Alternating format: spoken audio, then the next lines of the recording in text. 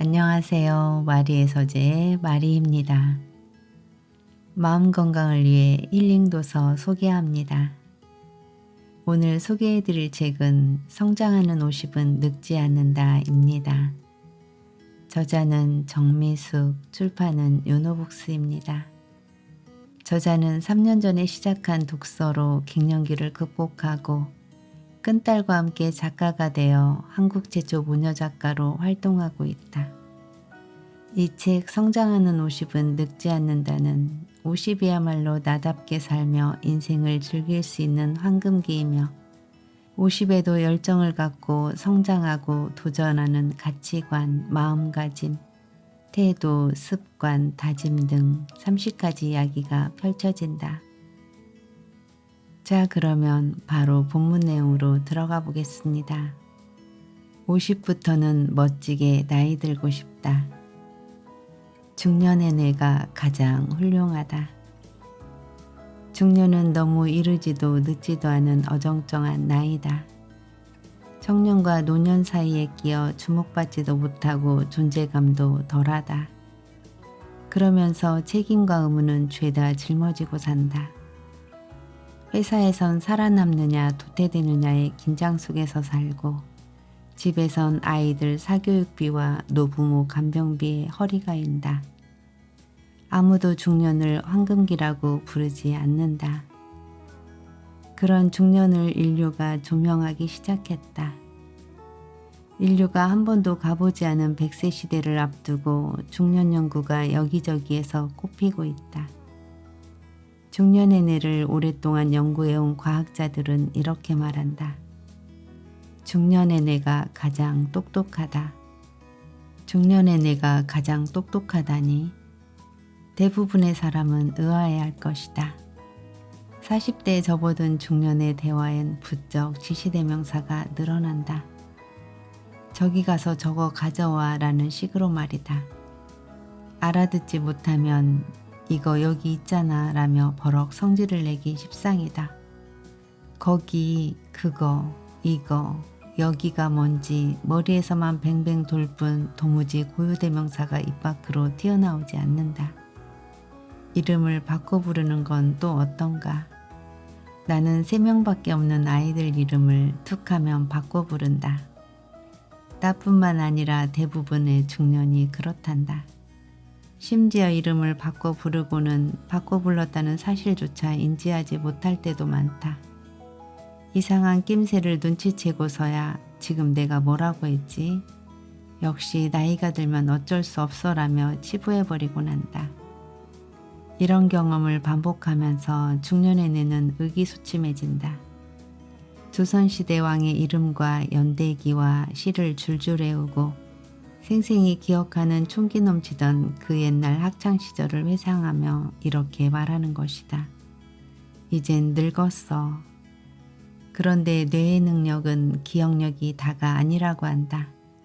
말실수를 해도 이름을 바꿔 불러도 툭하면 깜빡해서 냄비를 태워도 중년의 뇌는 가장 훌륭하다.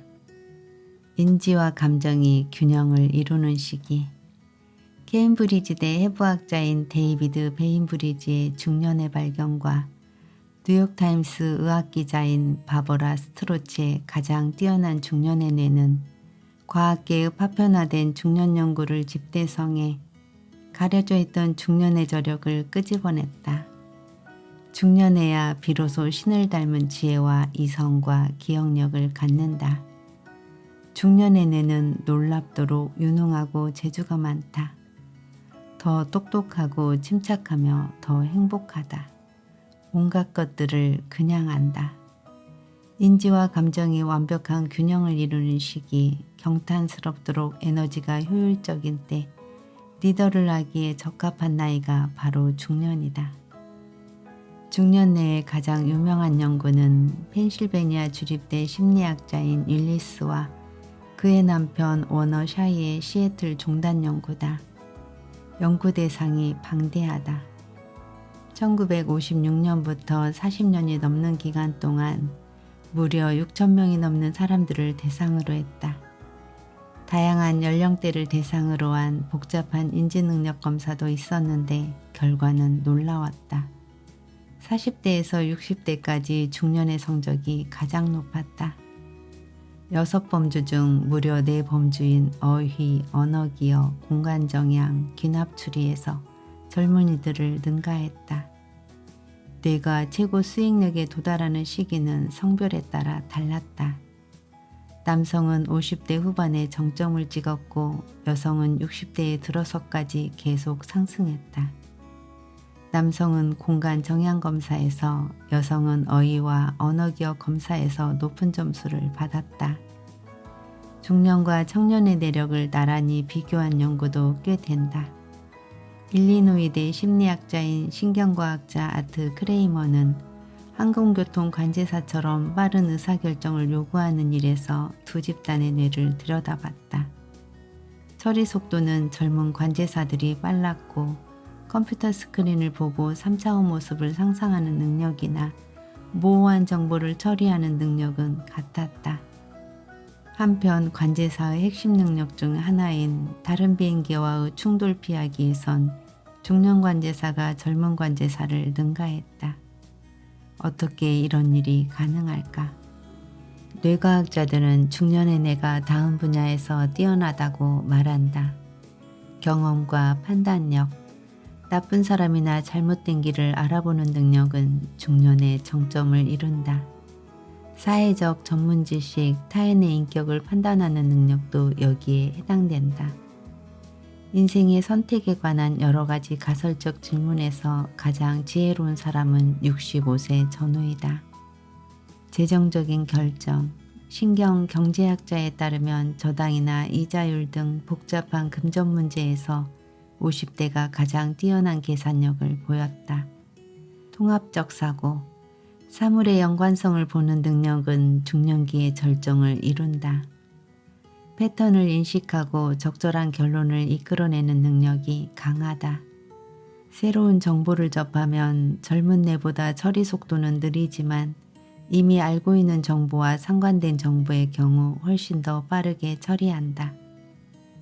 요점 파악, 나이가 들면서 더 쉽게 주제를 이해하고 더 잘 기억하게 된다. 아이들은 단어를 주면 뜻과 이미지를 그대로 외우지만 중년이 되면 넓은 범주의 의미로 이해한다. 글자 그대로의 기억은 청년기가 지나면 쇠퇴하지만 요점 기억은 노년 후반기까지 더 좋아질 수 있다. 중년은 억울하다. 가장 똑똑하고 행복한 시기임에도 평가절하된 면이 있다. 이런 중년의 오해 이면엔 문화적인 문제가 웅크리고 있다. 노화는 순차적 상실이라는 단순한 인식말이다. 또 그간 학자들이 중년은 건너뛴 채 노인들을 대상으로만 노화를 연구한 이유도 없지 않다. 많은 사람이 중년의 인생이 주는 귀중한 기적을 알지 못한 채 살아간다. 자신이 꽃보다 향기롭다는 걸 깨닫지 못하고 그저 운명탓만 하며 헛된 곳에서 기적을 찾으려고 시간을 허비하고 있다. 대부분의 사람이 나이가 들면 머리가 나빠진다는 고정관념에 사로잡혀 반복되는 무료한 일상만 살아가는 것이다. 세상은 빠르게 변해간다. 그러니 과거에 얽매여서는 안 된다. 인생의 막을 멋지게 열어야 다음 세대도 보고 배운다. 우리 스스로 중년의 내가 가장 똑똑하다는 걸 믿고 행복한 인생 후반전을 만들어 나가야 한다.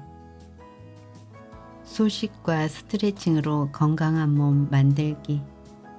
우리가 먹는 게 곧 우리 자신이 된다. 히포크라테스. 중년엔 기초대사량이 떨어지기 때문에 지방과 스트레스 두 가지가 겹치며 질병 위험권에 들어간다. 요즘 이 두 가지가 너무나 쉽게 쌓이므로 당연히 생활습관병에 걸릴 확률이 더 높아질 수밖에 없다. 이 세상에 과식 때문에 죽는 동물은 인간과 가축밖에 없다고 한다니 말이다.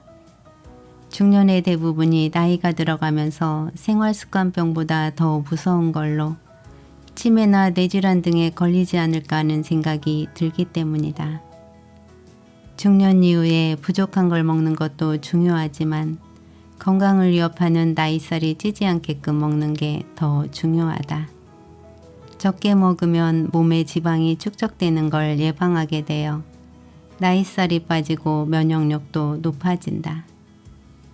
평소에 섭취하는 양에서 하루 500에서 1000칼로리 정도를 덜 섭취하되 고단백, 저칼로리, 저염식 식단으로 먹는 습관을 들여야 한다.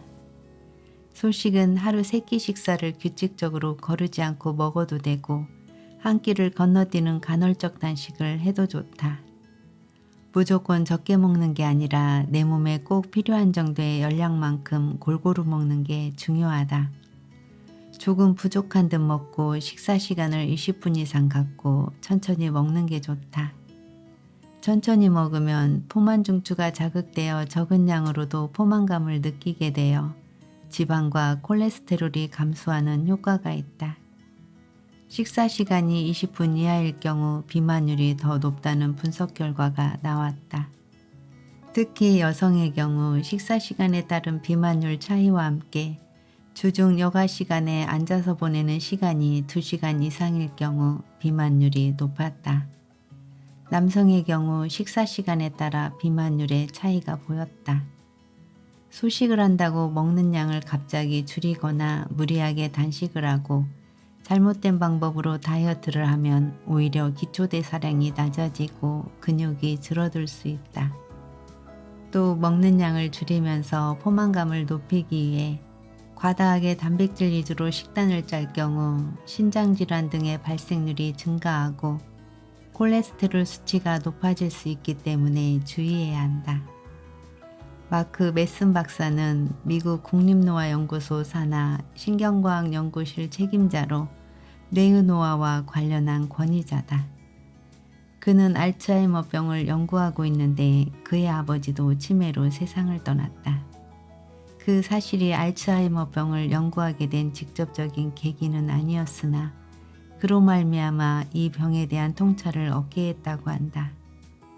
전 세계적으로 약 2600만 명이 알츠하이머병을 앓고 있으며 인구의 노령화가 가속화할수록 문제는 더욱 커질 것이다.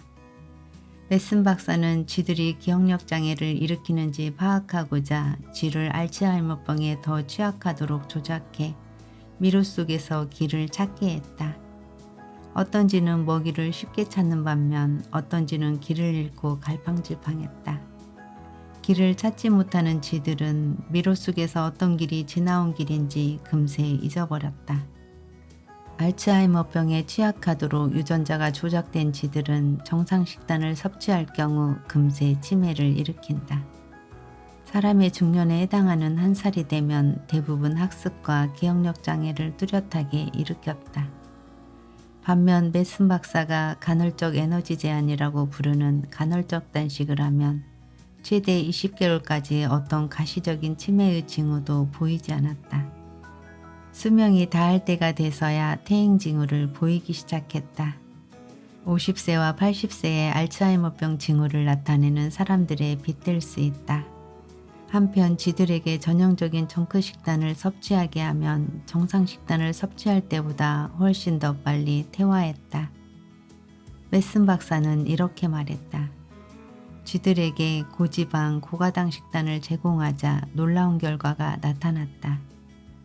조기에 학습과 기억력 장애가 발생하고 아밀로이드가 다량 축적됐으며 미로 테스트에서 길을 찾는 데 어려움을 겪었다.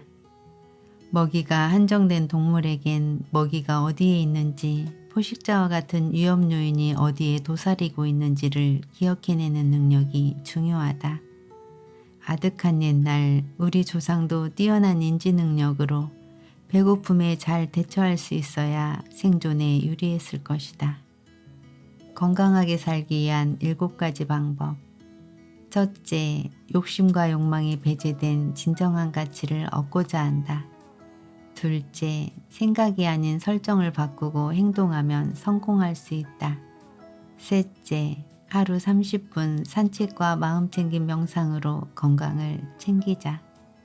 넷째, 나의 해석과 판단을 개입시키지 말고 세상을 바라보라. 다섯째, 감사는 인생을 바꿀 수 있는 가장 빠르고 쉽고 강력한 방법이다. 여섯째, 아침마다 얼굴에 미소를 띠고 아름다운 아침에 온 걸 환영하라. 일곱째, 소식하는 습관을 들이고 스트레칭처럼 유연한 운동을 하자. 오늘은 여기까지입니다. 감사합니다. 사랑합니다.